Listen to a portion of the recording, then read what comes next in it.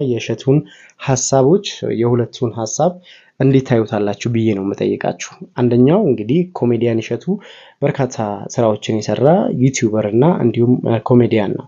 ኮሜዲያኑ ኤአይ አስተምራለሁ ብሎ ሰሞኑን እንግዲህ በተለያዩ ሶሻል ሚዲያዎች ላይ ማስታወቂያዎችን እንዲሁም ደግሞ ራሱም ስልጠናዎችን እየሰጠ ይገኛል።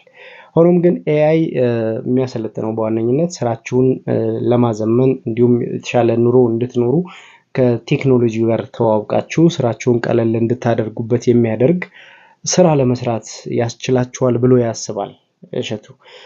ይህንን በተመለከተ ስልጠናዎችን ሰጥቼ አስተምራችኋለሁ። እናም በስልጠናው ደግሞ ህይወታችሁን እንዴት አድርጋችሁ ከሚቀጥሉት ከመጪው ዘመናት ጋር ወይም ከመጪው ጊዜ ጋር እንዴት ህይወታችሁን ማስተካከል እንደምትችሉበት ታዩበታላችሁ ብሎ እሸቱ ይህንን ሐሳብ አንስቷል ከኤአይ ጋር በተገናኘ። በዚህኛው በኩል ደግሞ ብሩሃን አለ። ብሩሃን እያለ ያለው ምንድነው? ማንበብ አለብን። ብዙ ሰዎች የማያነቡ ሰዎች ናቸው አዳዲስ ነገሮችን ለመቀበል የሚያስቸግራቸው። ስለዚህ ክሬቲቭ ለመሆን አዳዲስ የስራ ፈጠራዎች ከሰው ጋር ያለን ማህበራዊ ግንኙነት ጥሩ እንዲሆን ደግሞ ማድረግ ያለብን ማንበብ አለብን።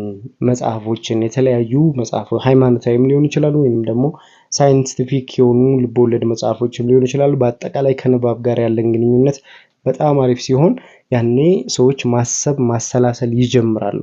ማሰላሰል ደግሞ ከጀመሩ ጥሩ የሆነ ላይፍ ስታይል ይኖራቸዋል። ጥሩ የሆነ ማህበራዊ ግንኙነት፣ ጥሩ የሆነ የህይወት ዘይቤ ወይንም ላይፍ ስታይል ይኖራቸዋል ብሎ ያምናል። ስለዚህ እናንተ ከየትኛው ጎን ትሆናላችሁ? ብሩሃን ወይንስ እሸቱ? እሸቱ ዘመናዊ የሚቀጥሉትን ዓመታት ወይም የሚቀጥሉትን ጊዜያቶችን ከኤአይ ጋር በመሆን ወደፊት መሄድ ስራችንን ሙሉ በሙሉ ኤአይ እያገዘን እንስራ ወይንስ ደግሞ በብሩሃን መንገድ ሂደን ራሳችን ባሰብነው ባመንበት መንገድ አንብበን በተረዳንበት መንገድ ህይወታችንን እናስተካክል? እናንተ የትኛው ጋር ትሆናላችሁ? ሐሳባችሁን ኮሜንት ላይ አስቀምጡልኝ።